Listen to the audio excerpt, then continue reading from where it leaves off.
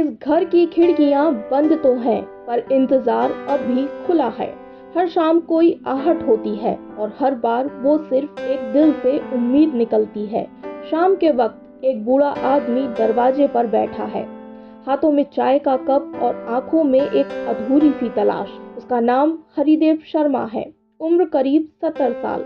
बीवी गुजर चुकी है और एक बेटा है जो विदेश में रहता है और सालों से घर वापस नहीं आया है। हरिदेव जी अब अकेले रहते हैं उस घर में जो कभी बच्चों की हंसी से गूंजता था। एक दिन मकान का पिछला हिस्सा किराए पर देने का फैसला करते हैं और सोचते हैं कि कोई हो जो इस सन्नाटे में थोड़ी आवाज लाए। तभी उसी वक्त दरवाजा खटखटकता है और सामने एक नौजवान खड़ा होता है जिसका नाम राहुल है। उसकी उम्र 24 साल है। नौकरी की तलाश में आया है। सादा स्वभाव, विनम्र और शांत स्वभाव का। हरिदेव जी उसे कमरा दिखाते हैं। राहुल झुककर पैर छूता है। तभी हरिदेव जी के चेहरे पर एक मुस्कान आती है, वो भी सालों बाद। धीरे धीरे राहुल की मौजूदगी घर में रंग भरने लगी है। सुबह अखबार लाना, साथ बैठकर चाय पीना, बूढ़े रेडियो पर पुराने गाने सुनना, जैसे एक नया रिश्ता बनने लगता है। एक शाम हरिदेव जी की तबीयत अचानक बिगड़ जाती है। राहुल ऑफिस से आते ही उन्हें जमीन पर बेहोश पाता है। बिना एक पल गवाए वो उन्हें अस्पताल के लिए ले जाता है। वहाँ डॉक्टर पूछते हैं, क्या आप इनके रिश्तेदार हैं?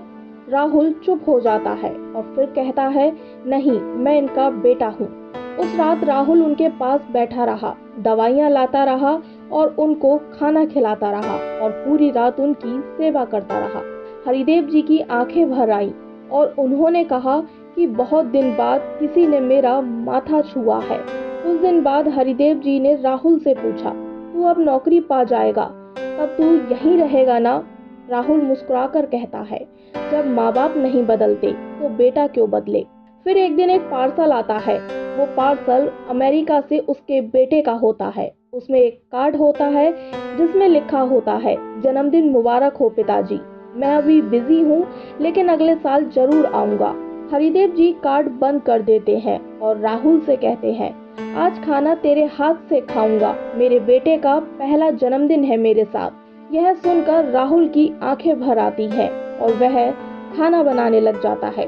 कहते हैं कभी कभी जिनसे खून का रिश्ता होता है वो दूर चले जाते हैं और जिनसे कोई रिश्ता नहीं होता वही दिल के सबसे पास आ जाते हैं।